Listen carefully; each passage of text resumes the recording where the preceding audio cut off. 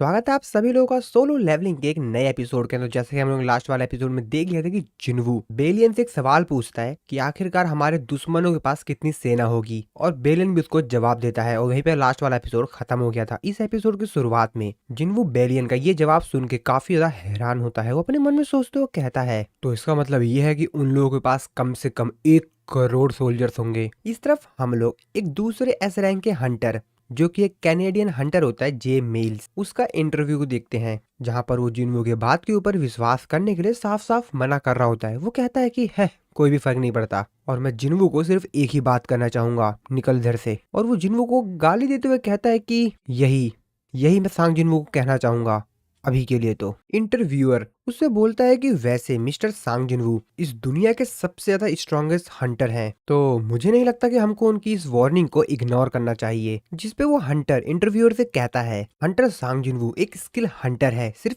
इसलिए मैं उसकी हर बातों पर बिलीव तो नहीं कर सकता ना, जो भी उसके मुंह से निकलेगी। उसकी हर बात, वो तो ऐसा कुछ भी बोलता रहेगा, तो क्या मैं उसकी हर बात पे बिलीव करूं? हम लोग को उसकी हर बातों पे बिलीव नहीं करना चाहिए। और सांग जिन्वू, कोई भी फर्क नहीं पड़ता कि तुम हमको किस तरीके से डराने की कोशिश कर रहे हो, इन सभी गेट को हम अपने दम पर ही संभाल सकते हैं, हम उनको हैंडल कर लेंगे। और तुम्हारी इस बात से मेरे को बिल्कुल भी डर नहीं लगा, थोड़ा सा भी डर। तो एक्चुअल में जो सारी बातें थी, जो पूरा इंटरव्यू था, मिस्टर च्यूल जिन्वू को दिखा रहे होते हैं। वो जिन्वू को उसे कहते हैं, ये है कैनेडियन हंटर जे माइल्स, जो कि एक एस रैंक का हंटर है, और इसकी जो क्लिप है पूरे दुनिया भर में फैल रही। साथ ही में कुछ ऐसे नेशंस भी हैं जिनके पास काफी स्ट्रॉन्ग हंटर्स हैं, जैसे कि इंडिया। ऐसा लगता है कि वो लोग खुद की रेड के लिए प्रिपेयर कर रहे हैं। वैसे अब आप क्या करने वाले हैं मिस्टर सांग जिन्वू? जिन्वू उनसे कहता है कि शुरुआत में तो मैं चाइना जाना चाहूंगा। जिन्वू, जो कि अपने मन में सोच रहा होता है कि ये तो नामुमकिन ही है कि मैं जो 8 आर्मीज आ रही हैं उन सभी को एक साथ संभाल सकूं, लेकिन इस समय कोरिया के ऊपर ज्यादा थ्रेड है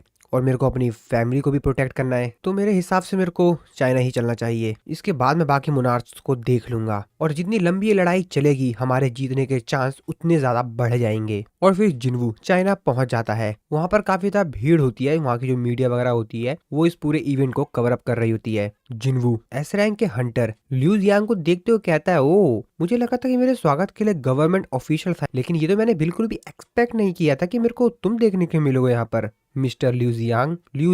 जिन्वू से कहता है कि वैसे यहाँ पर काफी सारी बातें फैल रखी हैं, तो मेरे को लगा कि मुझे ही आना चाहिए आपको यहाँ पर स्वागत करने के लिए और आपको यहाँ से ले जाने के लिए। फिर वो जिन्वू से कहता है कि चलिए हमको इस तरफ चलना है। और तभी जिन्वू उस कॉलेजियल गेट की तरफ देखता है। वो कहता है कि ओ, तो इसको एयरपोर्ट से भी देखा जा सकता है। ल्यू जियांग जिन्वू से कहता है कि हाँ, ये वही कॉलेजियल गेट है जो कि रिसेंटली अपीयर हुआ है, और ये लोग हैं। तो एक्चुअल में ल्यू जियांग ने चाइना के जितने भी सबसे ज्यादा स्किल्ड हंटर्स थे उन लोगों को जगह पर बुला लिया था, बहुत सारे। ल्यू जियांग जिन्वू से कहता है कि ये है 1 लाख चाइना के सबसे स्ट्रॉन्गेस्ट हंटर्स। इतनी बड़ी संख्या को देखकर जिन्वू भी काफी ज्यादा हैरान होता है, लेकिन अपने मन में सोचते कहता है कि 1 लाख इतने सारे हंटर्स के साथ भी शायद ही हम उन लोगों से जीत पाएंगे। वो जिन्वू को आगे बताता है कि हम लोगों के पास सिर्फ इतने सारे हंटर्स ही नहीं, बल्कि ये सभी के सभी इलाइट हंटर्स हैं, जो कि काफी ज्यादा हाईली स्किल्ड हैं। ऐसा लगता है कि अब ये शुरू होने वाला है। और फिर जिन्वू भी अपने शैडो सोल्जर्स को यहाँ पर समन करता है। वो बोलता है कि आ जाओ, और जिन्वू के ऐसा बोलते ही उसके शैडो सोल्जर्स समन होने लग जाते हैं। ल्यू जियांग इस चीज को देखकर काफी ज्यादा हैरान होता है, उसकी आंखें खुली रह जाती हैं। वो काफी ज्यादा ही हैरान होता है जिन्वू की इतनी सारी शैडो सोल्जर्स को देखकर,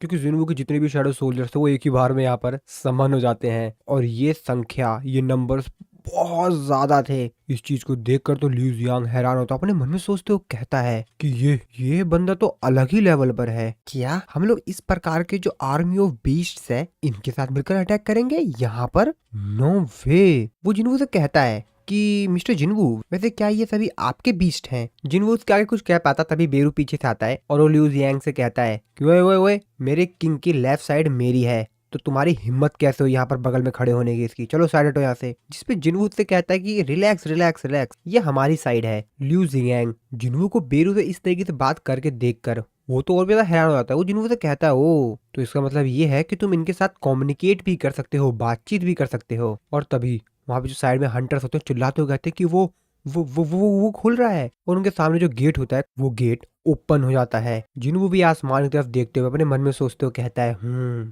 तो ये शुरू हो गया है। वो भी रेडी होता है इन लोगों से लड़ने के लिए, यानी कि मोनार्च से और उनके बीस्ट से। और तभी ये लोग काफी ज्यादा हैरान होते हैं। बेलियन जिन्वू से कहता है कि ये तो काफी ज्यादा अजीब है, मैं तो किसी की प्रेजेंस को सेंस ही नहीं कर पा रहा हूँ, इस गेट में से कोई आ भी रहा है क्या? मेरे को तो नहीं लगता है। जिन्वू भी देख के काफी ज्यादा हैरान होता, कहता है कि क्या इसका मतलब? तभी जिन्वू उन लोगों से पूछता है कि बाकी गेट्स का क्या, दुनिया भर में जो बाकी गेट्स हैं उनका क्या? बेलियन जिन्वू तो कहता है कि हम जो अपने बाकी सोल्जर से पता लगा पा रहे हैं उनका कहना ये है कि बाकी जो देश है वहां पर भी कुछ ऐसी ही सिचुएशन है। ये चीज देखकर जिन्वू बहुत ज्यादा हैरान होता है। वो अपने मन में सोचते कहता है इसका मतलब ये है कि ये सारे गेट्स खाली हैं और दुनिया भर में जितने भी गेट्स होते हैं वो सबके साथ ओपन तो हो जाता है, लेकिन उनमें से कोई मोनार्च निकलता ही नहीं है, वो पूरी तरीके से खाली होते हैं। अब ये चीज को देखकर तो जिन्वू बहुत ज्यादा हैरान सा हो जाता है। जिन्वू अपने मन में सोचते कहता है कि वेट यार, मैं गलत था क्या? लेकिन नहीं यार, मुझे लगा था कि मोनार्च अपनी आर्मी को अलग अलग आर्मीज में डिवाइड कर देंगे और दुनिया भर में जितने भी गेट्स हैं उन गेट्स में से वो लोग बाहर निकलेंगे। लेकिन मेरे को लगता है कि उन लोगों ने अपनी सारी आर्मी को एक ही गेट से निकालने की सोची है और वो गेट मेरे से बहुत ज्यादा दूर है। तो एक्चुअल में दुनिया भर में जो टोटल 8 गेट्स थे, 7 गेट्स तो एम्प्टी थे, लेकिन जो एक गेट जो कि कनाडा में था उस गेट के अंदर से ये मोनार्च आने वाले थे, सभी के सभी एक साथ। वहां के जो लोग होते हैं उस गेट को देखकर बिल्कुल भी डर नहीं रहे होते, उन लोगों को तो फुल कॉन्फिडेंस था कि वो लोग इसको हरा देंगे। वहां का जो एस रैंक का हंटर होता है वो कहता सभी लोगों को लग रहा था कि सांग जिनवू के बगैर हम लोग कुछ नहीं कर पाएंगे, लेकिन अब देखना हम लोग क्या क्या करेंगे। क्योंकि उसको दुनिया भर से जितने भी कमेंट्स आ रहे थे, जितनी भी चीजें आ रही थी, उन सब के बारे में उसने यही सुन रखा था कि जिन्वू बाकी लोगों को सपोर्ट कर रहा है, ये वो और भी सारी न्यूज वगैरह, और इसीलिए वो जिन्वू से काफी ज्यादा जल रहा था, जेलस था वो जिन्वू से, और इसे लोग काफी ज्यादा कॉन्फिडेंट हो गया था कि इनको तो हम हरा ही देंगे बड़े आसानी से। लेकिन इसे क्या पता कि इसके अभी क्या हालत होने वाली है। वो अपने मन में सोचते हुए कहता है कि हम लोग अपनी जमीन पर हैं, जबकि बाकी सभी लोग सांग जिन्वू की हेल्प कर रहे हैं। वहाँ के जो लोग होते हैं वो लोग भी कह रहे होते हैं कि हम लोग गिव अप नहीं करेंगे, हम लोग गिव अप नहीं करेंगे, हमारे हंटर्स हमारी जगह को और हमें दोनों को प्रोटेक्ट करेंगे। वो लोग तो फुल जोश में होते हैं कि उनके हंटर्स उन लोगों को बचा लेंगे, हम लोग इस चीज से जरूर जीत जाएंगे, कोई फर्क नहीं पड़ता कि उस गेट के अंदर से किस प्रकार के बीस्ट बाहर आते हैं। और तभी वो गेट पूरी तरीके से ब्रेक हो जाता है। एस रैंक का हंटर गेट की तरफ देखते हुए अपने मन में सोच रहा होता है, मुस्कुरा रहा होता है कि अब इन सब की शुरुआत हो चुकी है। वो लोग भी काफी हैरानी से देख रहे होते हैं कि इसके अंदर से कोई आ क्यों नहीं रहा है, क्योंकि गेट तो कब का ब्रेक हो चुका है लेकिन उसमें तो कोई निकल ही नहीं रहा है। सभी लोग बात करने जाते हैं कि चल क्या रहा है यहाँ पर। सांग जिन्होंने ने कहा था कि गेट के अंदर से तो काफी सारे बीस्ट्स आएंगे, लेकिन क्या वो मजाक कर रहा था? कोई कोई तो आ नहीं रहा इसमें से। और तभी किंग ऑफ ड्रैगन यानी मोनार्च ऑफ डिस्ट्रक्शन एंटेरिस बाहर निकलता है। लेकिन अभी इन लोगों को मालूम नहीं है कि कितना ज्यादा ताकतवर है और अभी क्या क्या करने वाला है। वो सभी लोग उसकी तरफ देखते हुए कहते हैं कि क्या सिर्फ एक ही बीस्ट? अरे हाँ, मेरे को तो एक ही बीस्ट दिखाई दे रहा है।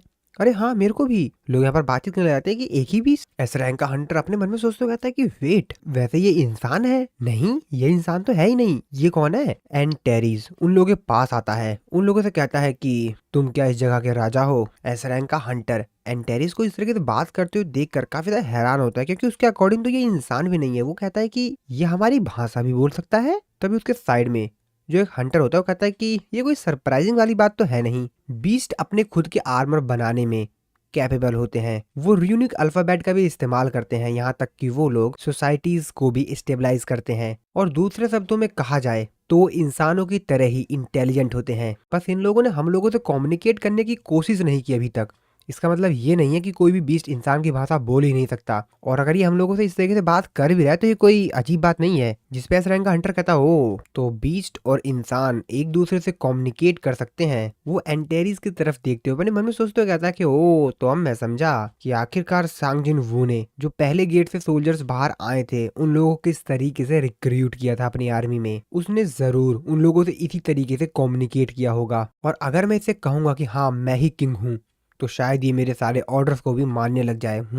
वैसे क्या ये वर्क करेगा? जिसपे वो बड़े गर्व से एकदम फुल जोश में आते हुए कहता है कि हाँ, क्या हुआ, अगर मैं ही किंग हूँ तो बोलो क्या कर लोगे तुम, मैं ही किंग हूँ। तभी एंटेरिस उसकी तरफ देखते हुए कहता है कि ऐसा लगता है कि वो यहाँ पर है नहीं, तो वो एक्चुअल में जिन्वू की बात कर रहा होता है, क्योंकि एक्चुअल में वो यहाँ पर तो शैडो मोनार्च के लिए आया है, यानी कि जिन्वू के लिए ही। इस तरफ हम लोग जिन्वू को देखते हैं। जिन्वू को भी पता लग गया होता है कि कनाडा में कुछ ना कुछ तो गड़बड़ हो रहा है, और इसीलिए वो उन लोगों से कहता है कि वैसे क्या कोई तरीका है कि हम लोग कनाडा से कम्युनिकेट कर सकें? क्या हम लोगों को पता लग सकता है कि आखिरकार वहां पर चल क्या रहा है इस समय? और तभी जिन्वू से कहा जाता है कि वेट मिस्टर जिन्वू, हम वहां से कम्युनिकेट करने की कोशिश कर रहे हैं, और तभी जिन्हों अपने मन में सोचते हुए कहता है कि अरे हाँ, मैं डायरेक्टली एडम वाइट से बात कर सकता हूँ। तो मिस्टर एडम, आप लोगों को पता होगा, फेडरल ब्यूरो ऑफ हंटर के, और फिर वो डायरेक्टली उनके पास कॉल लगाते हैं। मिस्टर एडम जिन्हों से कहते हैं कि हाँ बोलिए मिस्टर जिन्हू। जिन्हों उनसे कहता है कि मिस्टर एडम, वैसे क्या आप मेरे को बता सकते हैं कि आखिरकार जो कॉलेजियल गेट है जो कि कनाडा में ओपन हुआ है, वहाँ पर हो क्या रहा है, वहाँ पर चल क्या रहा है। तभी जिन्हों उनके चारों तरफ की आवाज सुनकर काफी ज्यादा हैरान होता है, उसकी आंखें खुली खुली रहती है। वो कहता है कि क्या, वेट, आप इस समय वहां पर हैं क्या?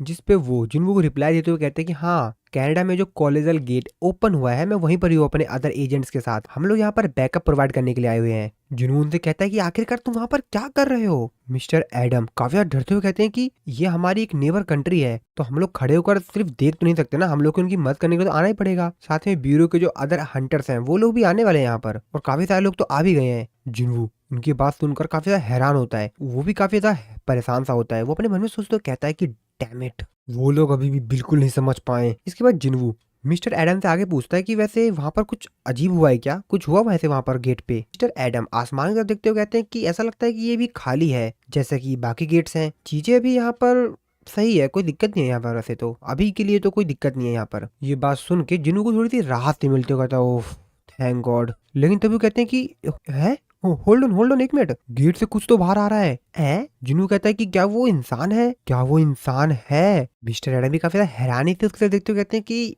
ये इंसान है। जिन्हों कहता है क्या एक इंसान गेट से बाहर आया है? जिन्हों कहता है अरे नहीं। वो एडम को चिल्लाते हुए कहता है मिस्टर एडम निकलो वहां से, भागो, जितनी ज्यादा जल्दी हो सके निकलो वहां से, अपनी कार के अंदर बैठो और जितनी ज्यादा तेजी से हो सकता है निकलो वहां से, भागो वहां से। और देखते ही देखते एंटेरीज ने उसके सामने जितने भी हंटर्स होते हैं उन सभी को जला के राख कर दिया होता है। मिस्टर एडम जिन्वू को बताते हैं कि हमारे जो टॉप लेवल के हंटर्स हैं जो कि एकदम आगे खड़े थे, उनको उसने राख बना के रख दिया है। जिन्वू फिर से चिल्लाते हुए कहता है कि मिस्टर एडम अभी भी समय है, निकलो वहां से, भागो, किसी भी हालत में निकलो वहां से।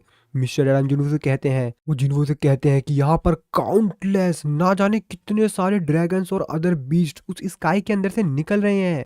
इतने सारे बीस्ट, इतने प्रकार के बीस्ट, आखिरकार ये पॉसिबल कैसे है? उस गेट के अंदर से बहुत सारे बीस्ट निकल रहे हैं। जिन्वू ये बात सुन के और भी ज्यादा हैरान हो जाता है। एक्चुअली में जिन्वू के भी शरीर से यहाँ पे पसीने आ रहे होते, उसे बाकी लोगों की भी चिंता हो रही होती है। वो अपने मन में सोचते हुए कहता है कि और अभी मैं सिर्फ जो चीज कर सकता हूँ वो है मिस्टर एडम को बचाना, मैं उनको बचा सकता हूँ। अरे हाँ, मैंने उनके ऊपर जो शैडो सोल्जर लगाया था मैं उसको कंट्रोल कर सकता हूँ। मिस्टर एडम जिन्वू को शैडो सोल्जर को देखकर काफी ज्यादा हैरान होते हैं। कहते हैं मिस्टर जिन्वू जिन्वू को शैडो सोल्जर से कहता है कि अब हम टेलीपोर्ट होने वाले हैं। लेकिन तभी एंटेरिस उसके पास आ जाता है और मोनार्च ऑफ डिस्ट्रक्शन को देखकर मिस्टर एडम की तो हालत बहुत ही ज्यादा खराब हो जाती है, वो बहुत ज्यादा डर जाते हैं। Monarch of destruction mister Adam से कहता है कि तुम कहाँ जाने का प्लान बना रहे हो शैडो?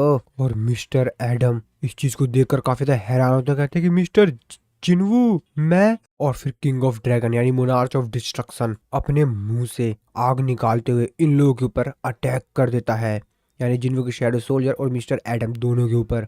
और वो सीन वहीं पर ही कट होता है। इस तरफ जिन्वू उन लोगों की आवाज सुन के कहता है कि नहीं। जिन्वू अपने मन में सोचते हुए कहता है कि डैम इट, मुझे लगा ही था कि कुछ ऐसा होगा। और जितनी लंबी ये लड़ाई चलेगी मेरी शैडो आर्मी उतनी ही ज्यादा ताकतवर होती जाएगी। तो जैसा कि दोस्तों हम लोग को मालूम है कि जिन्वू की जो शैडो आर्मी है, जैसे जैसे वो फाइट करते हैं तो उसका एक्सपीरियंस मिलता है, तो उसी तरीके से जितनी लंबी फाइट चलेगी उतने ज्यादा जिन्वू जो शैडो आर्मी के सोल्जर्स हैं वो अपने आप को लेवल अप करते रहेंगे और अपने आप को ताकतवर बनाते रहेंगे। और शायद यही तरीका है जिससे कि वो ड्रैगन किंग से जीत सके। जिन्वू आगे कहता है और हमारे दुश्मन अपने सारे फोर्सेस को एक लोकेशन पर इकट्ठा कर कर इस फाइट को बहुत ही जल्दी खत्म कर देना चाहते हैं। ओ, तो मोनार्च का असल में प्लान तो कुछ और ही था। वो लोग असल में 8 गेट को एक साथ खोलकर किसी एक गेट को जो कि मेरे से बहुत ज्यादा दूर है वहां पर अपने सारे फोर्सेस को एक साथ भेज दे, और उन्होंने किया भी कुछ ऐसा ही। तो इनका प्लान पहले से ही ऐसा कुछ था, और वहां पर जाने का मतलब है लड़ाई स्टार्ट कर देना। मेरा मेन प्लान है कि मेरे को ज्यादा से ज्यादा समय तक इस लड़ाई को खींचना है। ये लड़ाई लंबे समय तक चलनी चाहिए, मेरे पास बहुत कम समय है, मुझे जल्द से जल्द कुछ ना कुछ तो करना ही होगा। जिन्वू ये सब कुछ अपने मन में सोच रहा था, लेकिन वो बहुत ही ज्यादा गुस्से में होता है क्योंकि उसने काफी सारी मिस्टेक्स कर दी है। उसने ये सब एज्यूम नहीं किया था कि ऐसा कुछ होगा, ऐसा कुछ प्लान उन लोगों का हो सकता था, और इसी बात के लिए जिन्वू अपने आप को थोड़ा सा कोस रहा होता है। लिंग जिंगैंग भी जिन्वू को देखता है,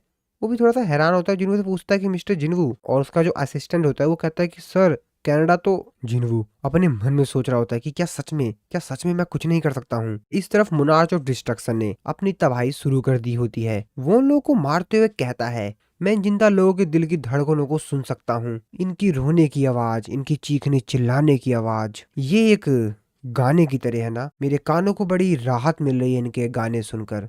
मजा आ रहा है, ऐसा लगता है कि अब हम तैयार हैं। और वो अपने ड्रैगन से कहता है, तबाह कर दो, हर वो चीज को डिस्ट्रॉय कर दो जो कि तुम्हारे सामने आए, खत्म कर दो सबके सबको। और यही हम लोगों का एकमात्र मिशन है। और जो बाकी मोनार्च होते हैं वो लोग भी यहाँ पर आ गए होते हैं इसकी हेल्प करने के लिए। और ये सारी तबाही अलग अलग वर्ल्ड भी देख रहा था कि किस तरीके से इन मोनार्च ने अपने मॉन्स्टर्स के साथ मिलकर इस जगह को धीरे धीरे कर कर तबाह करना शुरू कर दिया है। लगभग उन्होंने आधी से ज्यादा सिटी को तबाह कर दिया होता है। मिस्टर डेविड ये सब कुछ बस टीवी पर देखते रहते हैं। वो अपने ऑफिस में बैठे हुए होते हैं और वो काफी ज्यादा ड्रिंक कर रहे होते हैं, क्योंकि उन्हें भी कुछ समझ नहीं आ रहा होता कि आखिरकार ये सब क्या हो रहा है। वो टीवी की तरफ देखते हुए कहते हैं कि लगता है कि सभी लोग तो अब तक मर गए होंगे। और वो बहुत ज्यादा ड्रिंक कर चुके होते हैं, क्योंकि क्योंकि अब शायद ये पूरी दुनिया में होने वाला है तबाही। वो हंटर्स, वो एजेंट्स, वो रिपोर्टर्स जो कि उस जगह पर सब कुछ रिकॉर्ड कर रहे थे, शायद अब तक तो वो लोग मर भी गए होंगे ना सभी लोग। वो अपने मन में सोचते हुए कहते हैं कि वहां पर सैकड़ों ड्रैगन्स हैं, उनके पास बड़े बड़े मॉन्स्टर्स हैं, बीस्ट हैं, इंसेक्ट हैं, ना जाने कितने टाइप्स के मॉन्स्टर्स। और ये इंसान की सोच से भी ज्यादा भयानक डिजास्टर है। वो सभी लोग मर गए होंगे,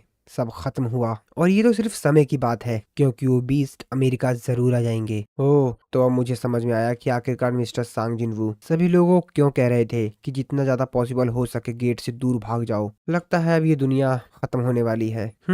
यही सही है, शायद यही अंत है। लेकिन तभी वो हैरानी से अपने साइड में देखते हैं, तो वहां पर देखते हैं कि एक्चुअली वहां पर जिन्वू अपेयर हुआ होता है। वो जिन्वू देखकर काफी ज्यादा हैरान होते हैं। वो कहते हैं कि मिस्टर जिन्वू। जिन्वू उनसे कहता है कि माफी चाहूंगा एक तरह से यहाँ पर आने के लिए, एकदम से अपेयर हो गया मैं, लेकिन लेकिन मेरे को यहाँ पर आपसे कुछ चाहिए, एक ऐसी चीज जो कि आपके पास है, मेरे को चाहिए। वो र्यून स्टोन, प्लीज मेरे को वो र्यून स्टोन दीजिए जो कि कैमिस अपने पीछे छोड़कर चला गया था। ये बात सुन के मिस्टर डेविड काफी ज्यादा हैरान होते हैं। कहते हैं कि क्या क्या, लेकिन मिस्टर जिन्वू आप जानते हैं कि कैमिस का जो र्यून स्टोन है उसका इंचार्ज फेडरल ब्यूरो है। और जैसे वो ये बात बोलते हैं अपना सर पकड़ लेते हैं, कहते हैं अरे शिट।